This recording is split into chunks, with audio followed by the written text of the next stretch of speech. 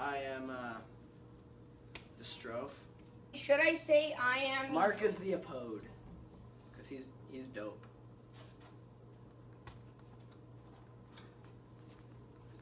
TJ is Dionysus and the anti-Strophe, and we're the chorus. Newly arrived in this land of Thebes, I am Dionysus, son of Zeus, whom Semele, child of Cadmus, once bore, delivered by the lightning flame. I have changed my appearance from a god's to a man's, as I come to Dirce's stream and the waters of Ismenus. And here, close by the palace, I see the tomb of my mother, whose life the thunderbolt ended, and the wreckage of her home that smolders with the still-living flame of Zeus, Zeus's fire. Immortal token of Hera's outrage against my mother. Cadmus has my approval. He has consecrated this ground as holy, where his daughter may have her tomb. But the green vine that clusters around it in a wreath was my work. I come from Lydia's fields abundant in gold and Phrygius, Persia's sunny uplands, and I traversed Bactria's walled cities and the bleak land of the Medes. Rich Arabia too, and all of Asia that lies by the salt sea and the boasts fair towered cities full of mingled Greeks and barbarians together. Now to this city of Greeks have I come first, to make my godhead plain for mortal men to see. Now that I have set those peoples dancing and instituted there my worship. First, in the land of Greece, I have made the city of Thebes resound to women's cries, dressing them in fawn skins and putting the thyrses in their hands, my ivy-bound spear. My mother's sisters, they should have been the last ones to do this, claimed that Dionysus was no son of Zeus. Semele, they said, had been seduced by some mortal and was attributing to Zeus the loss of her virginity. Because of this lie she had told about her lover, they announced gloatingly Zeus had killed her. A pretense they ascribed to Cadmus. First, in the land of Greece, I have made the city of Thebes resound to women's cries, dressing them in fawn skins and putting the thyrses in their hands, my ivy-bound spear. My mother's sisters, they should have been the last ones to do this, claimed that Dionysus was no son of Zeus. Semele, they said, had been seduced by some mortal and was attributing to Zeus the loss of her virginity, a pretense they ascribed to Cadmus. Because of this lie she had told about her lover, they announced gloatingly Zeus had killed her. For this reason I have spurred those same sisters to madness and driven them in distraction from their houses. They now have the mountain as their home, and their wits have deserted them. I have made them wear the dress that suits my worship. So all the female seed of Cadmus's people, all the women folk, I have caused to quit their homes in frenzy. With the daughters of Cadmus in their midst, they sit beneath the green firs on rocks open to the sky. This city must learn its lesson, however reluctantly that it lacks the blessing of my rights. I must defend the cause of Semele, my mother, by showing myself to mortals as the god she bore to Zeus.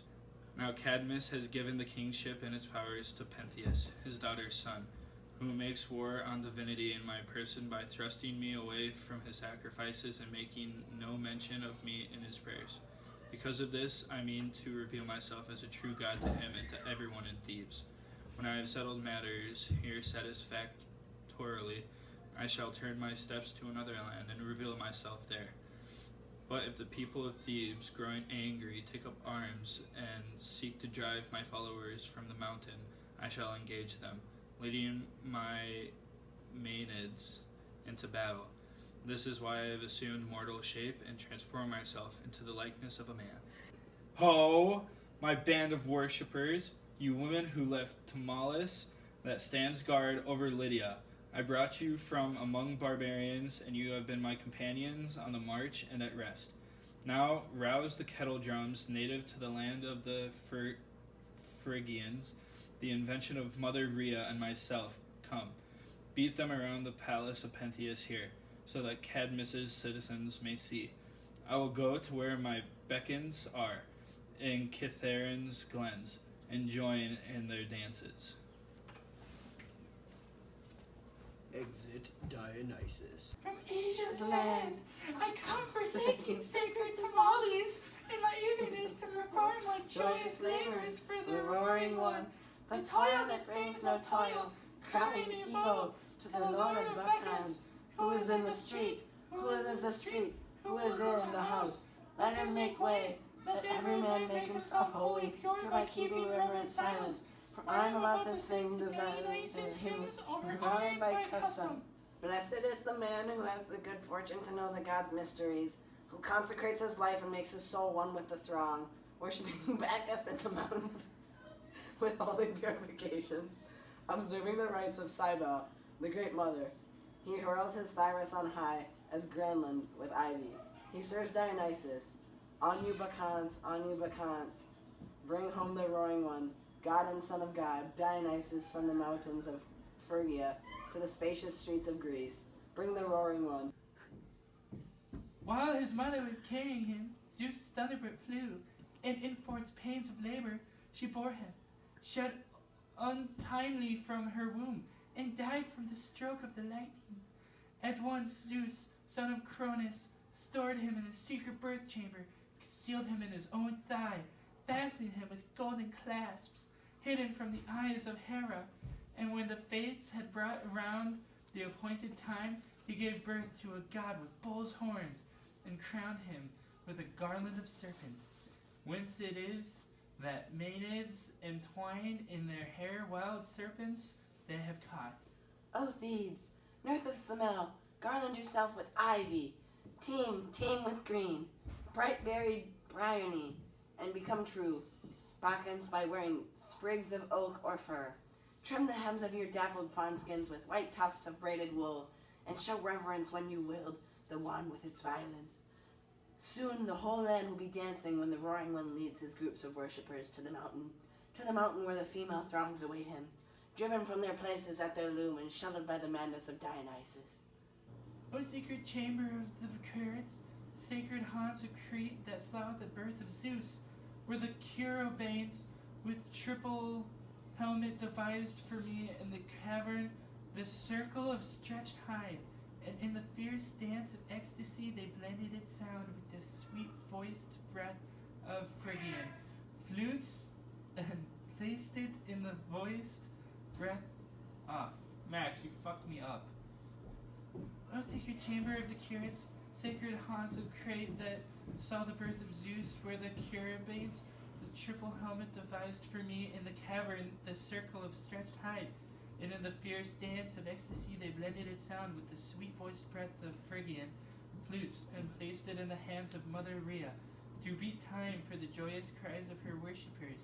And from the goddess mother the crazed satyrs took it for their own, and joined it into the dances of the second-year feast that delights Dionysus. He's a delight to see on the mountains when he leaves the running bands to fall to the ground, wearing his holy garment of Banskanga, hunting the blood of his slaughtered goat, carnivorous delight.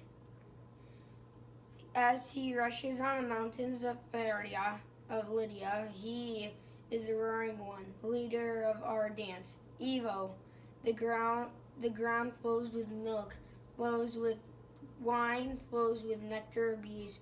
The Bacchic the Bacchic one raises on high the pine torch. Its blazing flame fragment is fumes of Syrian frankincense, and makes it stream from his wand. As with running and dancing, he spurs on the stragglers and stirs them, with his call tossing his delicate curls in the air. Among the worshippers 150 cries, his voice bellows, on your Bacchants,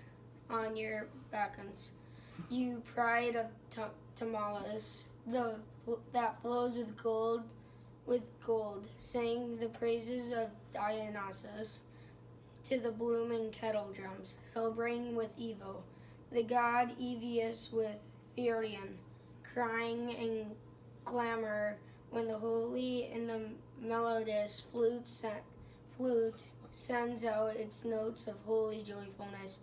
Fit measures as you troop to the mountain. to the mountain. Oh, with happy heart, then like a filly at its mother's side, as she grazes in the pasture, leaps the worshipper, gamboling on swift feet.